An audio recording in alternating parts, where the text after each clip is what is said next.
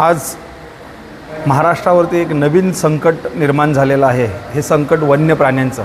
जर आपण पाहिलं तर सह्याद्री जंगल आहे, जे सह्याद्री व्याघ्र प्रकल्प, ह्या प्रकल्पाच्या आजूबाजूच्या संपूर्ण तालुक्यांमध्ये किंबहुना शहरांपर्यंत बिबटे, गवे, डुकरं यांचा वावर चालू झालेला आहे. याचं कारण की या जंगलामध्ये वाघ आणून सोडलेले आहेत. तुम्हाला व्याघ्र प्रकल्प सक्षम करायचा आहे, आमचा विरोध नाही आहे.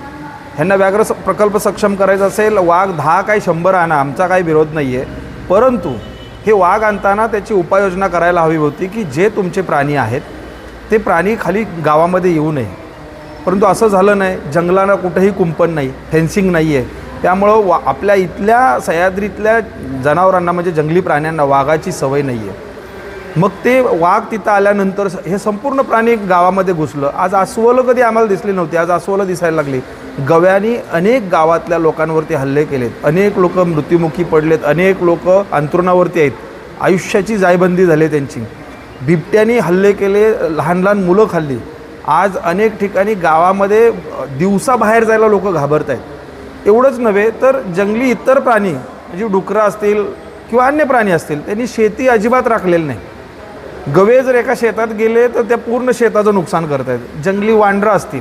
ही परिस्थिती एवढी भयानक झाली आहे की इथल्या शेतकऱ्यांना आता जगणं असह्य झालं आहे. आणि हे शेतकरी शेती करायची बंद करून शहराच्या दिशेने जावं लागले. असं जर झालं, असं जर चालत राहिलं तर ही गावं कायमची बंद होतील. मग ह्या सरकारला ही गावं स्वतःकडे ठेवायची आहेत का, प्राण्यांचा आदिवास म्हणून ठेवायचे आहेत का? मग का उपाययोजना करत नाही सरकार? तुमच्याकडे जर पर्यायी व्यवस्था नसेल तर एखादा प्रोजेक्ट आणताच कशाला? जर तुम्हाला वाघ आणायचे आहेत तर तुम्हाला संरक्षण भिंत पहिली करायला हवी होती, ती तुम्ही केली नाही. म्हणून आम्ही 28 तारखेला मंगळवारी सकाळी 10 वाजता एक भव्य मोर्चा आम्ही काढणार आहोत आणि आम्ही जंगलात घुसणार आहे. आमची मागणी अशी आहे की जर गावातले बिबटे किंवा इतर प्राणी जर का तुम्ही जंगलात घेऊन जात नाही, त्यांचं पुनर्वसन करत नाही आहे, तर मग हे प्राणी सांभाळायला आम्हाला परवानगी द्या, बिबट्या पाळायला आम्हाला परवानगी द्या. जर त्याला आम्ही पाळला तर तो आमच्या शेतीचं नुकसान, आम्ही त्याला ट्रेन करू, शेतीचं नुकसान करू नये, माणसावरती हल्ला करू नये, इतर गोष्टी.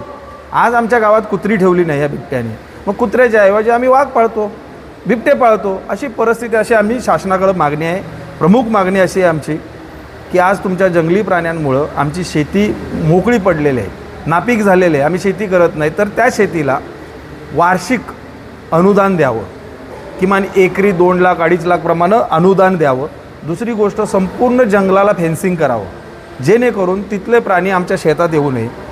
तिसरी आमची महत्त्वाची मागणी आहे की प्रत्येक गावाला सुरक्षा रक्षक तैनात करावे. तिसरी गोष्ट, तिथं ॲम्ब्युलन्स असावी. आणि सगळ्यात महत्त्वाचं, ह्या प्राण्यांचं पुनर्वसन करण्यासाठी ह्यांच्याकडे रेस्क्यू टीम नाही आहे, ती ताबडतोब आमच्या ह्या परिसरामध्ये, मग पाटण असेल, शिराळा असेल, आमचं चांदूल व्याघ्र प्रकल्प, कोल्हापूर, ज्या ज्या ठिकाणी हे फॉरेस्टचा बेस आहे, ज्या ज्या ठिकाणी प्राणी, ह्या ठिकाणी तुम्हाला रेस्क्यू करण्याची टीम पाहिजे, जी ह्यांच्याकडे आत्ता उपलब्ध नाही आहे. असं झालं तरच माणसाची सुरक्षा होऊ शकते. शासनाला किंवा फॉरेस्टला माणसापेक्षा प्राणी महत्त्वाचे वाटतात का? प्राण्यांचा जो वन्यजीव कायदा आहे तो 1972 साली झालेला आहे. त्या काळी लोक शिकार करून आपली उपजीविका भागवत होते, पण आत्ताची परिस्थिती वेगळी आहे. लोकांना वेळ कुठे आहे शिकारी करायला? आम्ही तुमच्या जंगलात येत नाही, परंतु तुमचे प्राणी आमच्या गावात येत आहेत. मग त्यांना आम्ही हटकवायचं नाही, त्यांना मारायचं नाही, आम्ही स्वतःचं संरक्षण करायचं नाही आहे का? हा कुठला गुन्हा? जर आम्ही तसं केलं तर तुम्ही आमच्यावर गुन्हे दाखल करताय, आमच्या शेतकऱ्यांवरती गुन्हे दाखल करताय. मग माणसानं, आज माणसाला एक मानवाला कायदा आहे की तो स्वतःचं आत्मसंरक्षण करू शकतो, परंतु इथं प्राण्यानं केलं तर ते होत नाही.